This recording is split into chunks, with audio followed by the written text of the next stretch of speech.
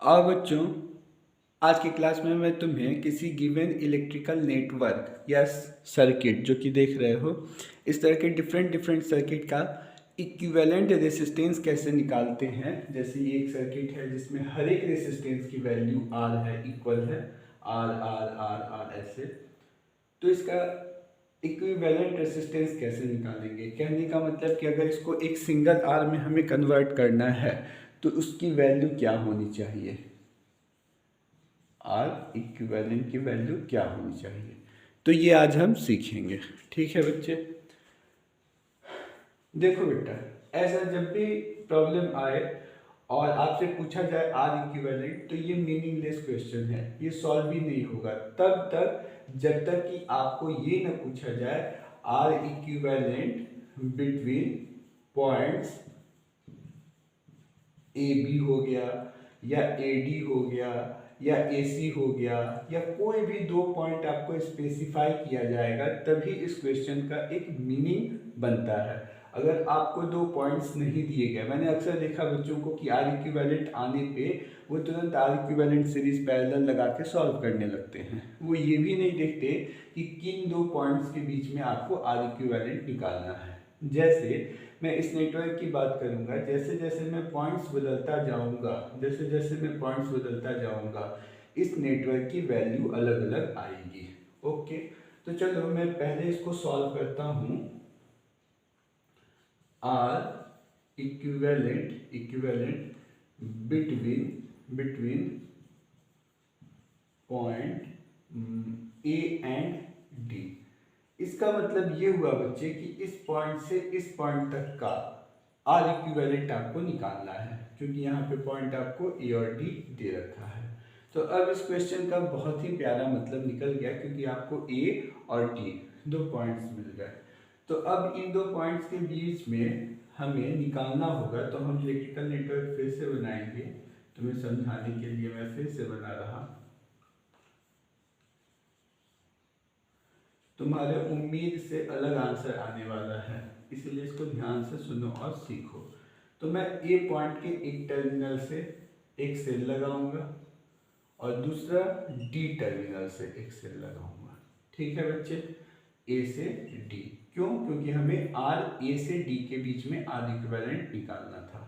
तो बच्चे, जब ए से डी के बीच में मैंने वोल्टेज कनेक्ट किया, तो तुम देखो कि ये सी पॉइंट पे जो रेसिस्टेंस है इसमें करंट फ्लो नहीं हो पाएगा, क्योंकि ये कंप्लीट क्लोज पाथ नहीं हो पा रहा, तो इसमें करंट नहीं जाएगा। और ठीक वैसे ही इस पार्ट में जो बी पार्ट का रेसिस्टेंस है ये भी बेकार हो जाएगा, क्योंकि इसमें भी करंट फ्लो होने के लिए रास्ता अवेलेबल नहीं है। तो ये सर्किट मेरा कुछ यूँ कन्वर्ट हो जाएगा, एक ऊपर, दूसरा, तीसरा, चौथा, ये और यहाँ पे ये दोनों गायब हो गए।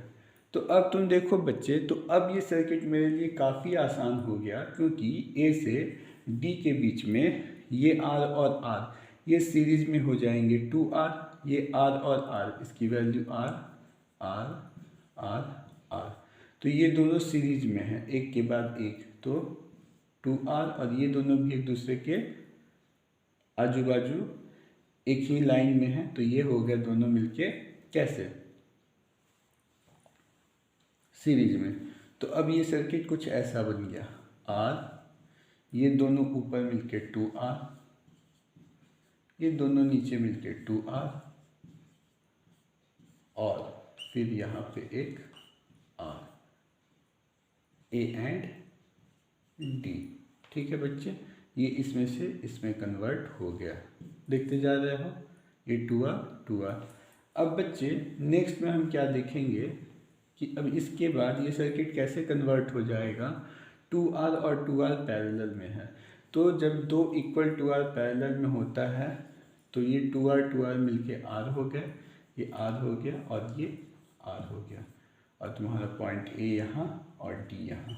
तो तुम्हारा answer R A D, R equivalent between A and D, R R R series में, तो ऐड होके 3R हो जाएगा बच्चे, समझ गए। तो इस सर्किट को अगर हमने ए और डी पॉइंट के बीच में सॉल्व किया तो इसका आंसर होगा 3R। अब देखो ये हमारा R equivalent between point A and D हो गया आंसर। अब देखो मैं तुम्हें इसमें एक डिफरेंट कॉन्सेप्ट या पॉइंट ऑफ व्यू देना चाहता कि इसी सर्किट में अगर हमसे पूछा जाता R equivalent between A and क्या ले ले बोलो, ए एंड बोलो क्या ले ले, सी। चलो तो अब हमें निकालना है find R equivalent between point A and C. बच्चे सच जानो पूरा बदल जाने वाला है आंसर। अब आप ए और सी, तो आप क्या करोगे, यहाँ पे ये पॉइंट ए हो गया। जब भी दो पॉइंट दिया जाता है तो उसके बीच में सेल कनेक्ट कर दो, मन ही मन या ऐसे भी। तो ये पॉइंट ए हो गया, ये सी हो गया, फिर ये वाला पोर्शन, ये वाला पोर्शन, फिर ये वाला पोर्शन और ये वाला पोर्शन, बी एंड सी। इस बार देखोगे बच्चे कि बी से सी के बीच में कोई कनेक्टिंग वायर नहीं होने की वजह से करंट इसमें तो जाएगा, इसमें भी चला जाएगा, क्योंकि करंट कभी भी क्लोज्ड पाथ में जाता है, जहाँ पे रास्ता उसका पूरा होता है वहीं पे वो फ्लो हो पाता है। तो ऐसे ऐसे जाएगा, लेकिन इन दोनों में नहीं जाएगा, इन दोनों में करंट फ्लो ही नहीं होगा। जब इन दोनों में करंट फ्लो नहीं होगा तो हमारा जो सर्किट है वो ए और सी के बीच में ऐसा बन जाएगा, ये दोनों गए यहाँ वाले। और कभी भी हम जब निकालते हैं तो देखने का हमारा नज़रिया ये जो गिवन पॉइंट होता है वहाँ से होता है। तो ए और सी, अब ये देखो ये तीनों एक के बाद एक हैं, एक दूसरे के बाद। तो एक दूसरे के बाद जब होते हैं तो वो सीरीज में होते हैं, तो ये कन्वर्ट हो जाएगा तुम्हारा आर, और ये तीनों मिलके यहाँ वाला आर और ये तीनों मिलके हो गए 3R। अब बच्चे ये हो गया ए और ये हो गया तुम्हारा सी। अब 3R और R कैसे हो गए, ये 3R और ये R पैरेलल में, तो पैरेलल के लिए आप लिखते हो ना R1 R2 divided by R1 plus R2। तो यहाँ पे ये R into 3R divided by 4R, एक R से एक R गया, तो यहाँ पे 3R अपॉन 4 ऐसा हो जाएगा, 3R अपॉन 4। तो अब ये दोनों मिलके हो गए कैसे, 3R/4। तो इस सर्किट को फिर मैं और छोटा रिड्यूस करूँगा तो ये कैसा बन जाएगा, अब ये एक R बच गया तुम्हारा, और यहाँ वाला भी R, ये छूट गया था, अच्छा ये वहाँ वाला भी R, ये वाला R, और ये दोनों मिलके हो गए हमारा 3R/4, R एंड R, ये हो गया A, ये हो गया C। अब देखो तीनों एक के बाद एक हैं, तो तीनों एक के बाद एक होने का मतलब तुम्हारा कैसा हो जाएगा, सीरीज में। तो सीरीज में अब सॉल्व करोगे तो R प्लस 3R/4, तो ये LCM लोगे तो 4 4 8 11 R/4, ये आंसर हो गया। मतलब RAC इक्वल टू 11/4 R होगा। देखो तो बेटा सर्किट तो वही था, सिर्फ पॉइंट बदल दिया हमने। पिछली बार हमने रखा था AD, इस बार हमने रखा AC, तो आंसर चेंज हो गया, सर्किट को रिप्रेजेंट करने का देखने का तरीका बदल गया। तो ये होता है जब आपको कोई इलेक्ट्रिकल नेटवर्क निकालना हो और किस दो पॉइंट के बीच में निकालना है ये न दिया जाए तो क्वेश्चन कैसे मीनिंगलेस हो जाता है वो बताया। और अगर कैसे दो पॉइंट दिया है तो दो डिफरेंट पॉइंट के लिए देखो, RAD के लिए हमारा 3R आया था, ठीक है ना, लेकिन RAC के लिए हमारा आ गया 11/4। एक ही नेटवर्क से दोनों का आंसर अलग अलग आया ना, क्यों, क्योंकि दोनों का स्टार्टिंग और एंड पॉइंट जिसके क्रॉस, स्टार्टिंग और एंड पॉइंट जिसके क्रॉस हमें निकालना होता है आर इक्विवेलेंट, वो अलग अलग था। तो मैंने अक्सर देखा है कि बच्चे इलेक्ट्रिकल नेटवर्क जब निकालने जाते तो वो इनिशियल और स्टार्टिंग पॉइंट नहीं देखते, सर्किट देखते और कहीं से भी शुरू हो जाते, तो ये गलत है। इसी सर्किट में मैं तुम्हें एक और पॉइंट बताने की कोशिश कर रहा हूँ। जब भी पॉइंट बदलेगा आर इक्विवेलेंट का तो सच जानो बच्चे उसका आंसर बदल जाएगा सेम सर्किट में। इसीलिए बहुत ज़्यादा मायने रखता है कि आप सर्किट को उसके गिवन पॉइंट के अकॉर्डिंग सॉल्व करें। जैसे इस बार है find R equivalent between point A and B. इस बार हमें आर इक्विवेलेंट निकालना है इसी सर्किट का, लेकिन ए और बी के बीच में। तो ये ए है और ये बी। बच्चे जब भी 2 पॉइंट दिया जाता है तो एक्चुअली उसी के अक्रॉस वोल्टेज लगता है, ये आप जानते हो कि नहीं, इसलिए मैंने इसको बार बार हाईलाइट करके बताया। ये हो गया ए, फिर आर, फिर आर, फिर आर, फिर आर, यहाँ आर, और ये हो गया हमारा बी पॉइंट जिसके क्रॉस। तो बच्चे अब तुम सोचो और बताओ कि इस बार कौन से रेसिस्टेंस यूजलेस हो जाएंगे, बेकार हो जाएंगे, जिनको कट करके सर्किट से हटा देना चाहिए। तो सिंपल करंट यहाँ से आएगा, ऐसे आएगा, यहाँ पे जंक्शन है, इसमें कुछ जाएगा, इसमें कुछ जाएगा, फिर ऐसे होते हुए फिर वापस। तो इस बार तुम देखोगे कि ये दोनों ब्रोकन पाथ होने की वजह से सी और डी टर्मिनल पे लगे वाले रेसिस्टेंस बेकार हो जाएंगे। ब्रोकन पाथ होने की वजह से उनके अंदर करंट फ्लो नहीं होगा। तो अब ये सर्किट मेरा सिंपल कैसा हो गया, एक रेसिस्टेंस, ये आर, ये आर, ये आर, यहाँ पे एक रेसिस्टेंस, यहाँ पे एक रेसिस्टेंस, ठीक है। ये तुम्हारा बी, ये तुम्हारा ए। बच्चे देखो, तो ये आर, ये और ये तीनों एक के बाद एक हैं, तो ये तीनों कैसे हो जाएंगे, सीरीज में। तो ये आर पहला वाला, ये आर दूसरा वाला, और इसके अक्रॉस ये 3R, और फिर यहाँ पे आर, बी पॉइंट। अब ये आर और 3R कैसे हैं, पैरेलल में। तो पैरेलल में तुम लिखोगे तो फिर वही R × 3R divided by 4R, ये कट हो गया, तो तुम्हारा आ गया 3R/4। ओके बच्चे, कोई दिक्कत? नो सर, बिल्कुल नहीं। अब इसको सॉल्व करोगे तो ये दोनों मिलके कैसे हो गया 3R/4। तो इसको मैं कट कर देता, और देखो अब इसको मैं इन दोनों को मिला के मैंने लिख दिया 3R/4।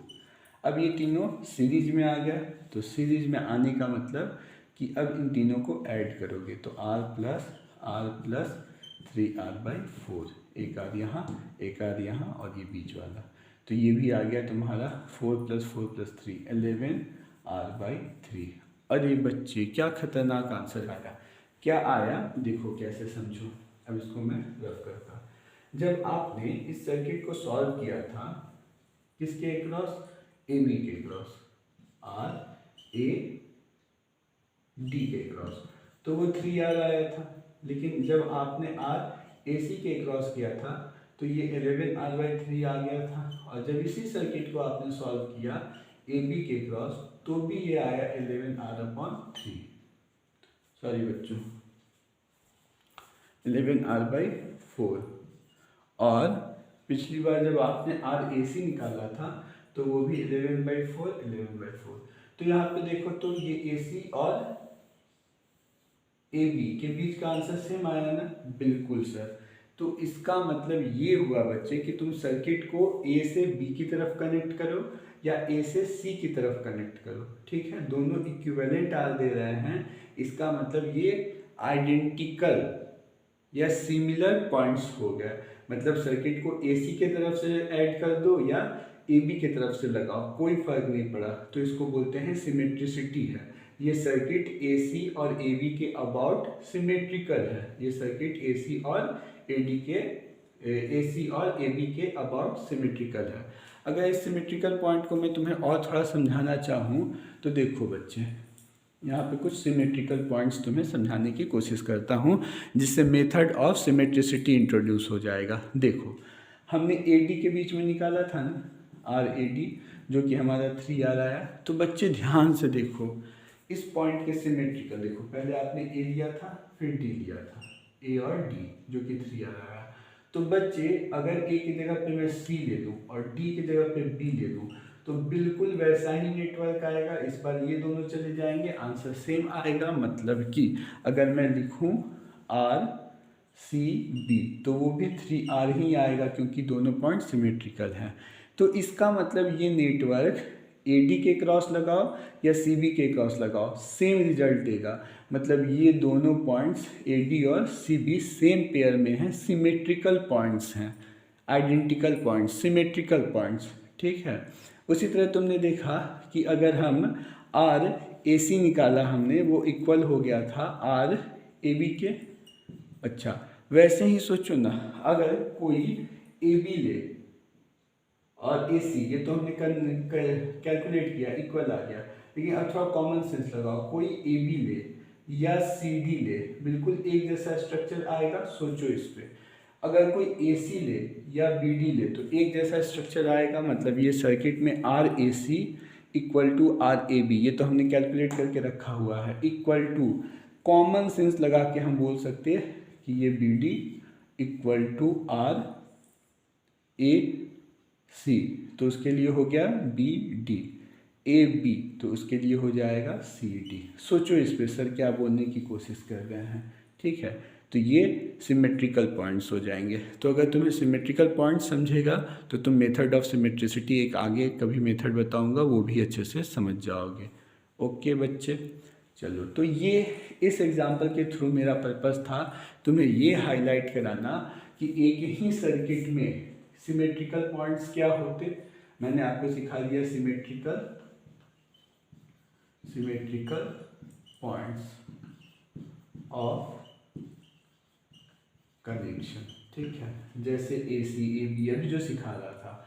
दूसरा मैंने आपको क्या सिखा दिया कि एक ही सर्किट में अगर कनेक्शन पॉइंट अलग अलग है तो उसके रेसिस्टेंस की वैल्यू भी अलग अलग आएगी। तो कभी भी इक्विवेलेंट रेसिस्टेंस निकालने को दिया जाए तो किस दो पॉइंट के बीच में निकालने की बात की जा रही है, किस दो पॉइंट के बीच में निकालने की बात की जा रही है, वो जरूर फाइंड आउट करो, अदरवाइज तुम्हारा क्वेश्चन गलत चला जाएगा।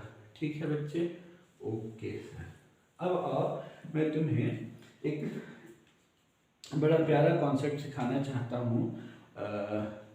इसको तुम इक्विपोटेंशियल पॉइंट समझ लो या एससीवी के क्वेश्चंस में एक्चुअली करा रहा हूँ। ये बड़े पॉपुलर क्वेश्चंस हैं एससीवी के, तो इन्हीं के थ्रू मैं तुम्हें कुछ प्रॉब्लम्स कराना चाहता हूँ। देख लो, ये पूरा सेट है इनका, देख पा रहे हो? हाँ, 1 2 3 4 5, ये जो 6 सर्किट देख रहे हो, 5 है, ये एससीवी के ही क्वेश्चंस हैं। तो इनके थ्रू मैं तुम्हें कुछ पॉइंट सिखाने की कोशिश कर रहा हूँ। तो चलो स्टार्ट करते हैं बच्चे आगे। अभी मैं तुम्हें एक क्वेश्चन लेकर देगा, एक रेसिस्टेंस R ऐसे, एक रेसिस्टेंस R यहाँ, एक रेसिस्टेंस R यहाँ, एक रेसिस्टेंस R यहाँ और एक रेसिस्टेंस R यहाँ, ठीक है बच्चे। और ये पॉइंट है A B, और पूछ रहे हैं कि इसकी R इक्विवेलेंट की वैल्यू बताइए। तो देखो, जैसे ही दो पॉइंट दे दिया तो उसके क्रॉस तुम क्या सोचना कि वोल्टेज लगा दिए, तो करंट जाएगा, सब में जाएगा, कोई इसमें एलिमिनेट नहीं होगा, ठीक है।